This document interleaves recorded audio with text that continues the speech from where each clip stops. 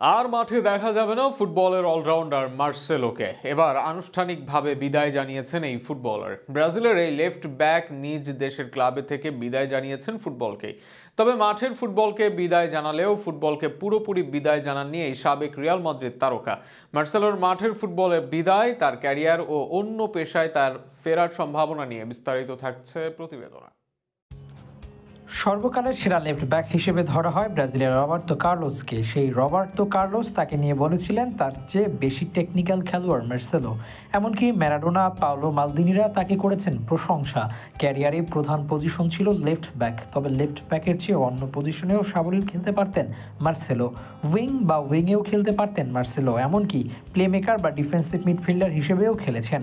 এছাড়া মিডফিল্ডার বা প্লেমেকার হিসেবেও জুড়ে ছিল তার ভার্সিলিটি, গতি, ড্রিবলিং, বল পায়ে দক্ষতার সাথে সবচেয়ে মনোমুগ্ধকর ছিল তার ক্রস।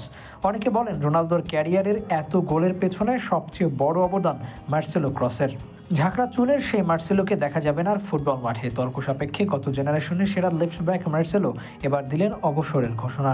নিজের এক অফিসিয়াল অ্যাকাউন্টে এমন ঘোষণা দিয়েছেন মার্সেলো। সেখানে তিনি জানান মাঠের ফুটবলকে এখনই বিদায় বলবেন মার্সেলো। এর সাথে জানালেন ফুটবলের জন্য কাজ করবেন তিনি, অর্থাৎ আবারও অন্য পেশায় ফুটবলে ফেরার ইঙ্গিত দিলেন মার্সেলো। ফ্লুমিনেন্সের যুব দলে থাকার সময় 18 বছর বয়সে তাকে 8 মিলিয়ন ইউরোতে কিনে নেয় বিশ্বের সেরা ক্লাব রিয়াল মাদ্রিদ। আর সেই রিয়াল মাদ্রিদে মার্সেলো কাটান মোট 15.5 বছর। মাদ্রিদের হয়ে মোট 500-র অধিক ম্যাচ খেলে করেছেন 38 গোল ও 103 অ্যাসিস্ট। এর বাইরে দলটির হয়ে 5 বার চ্যাম্পিয়ন্স লিগ, একাধিকবার লা লিগা, কোপা দেল রে সহ জয় করেছেন মোট 25 শিরোপা। 15.5 মৌসুম পর মাদ্রিদ ত্যাগ করেন মার্সেলো। এরপর অলিম্পিয়াকসে কিছুদিন থাকলেও শেষমেশ আসেন ব্রাজিলের ক্লাব ফ্লুমিনেন্সে। আর সেখানেই থামে মার্সেলোর ফুটবল ক্যারিয়ার।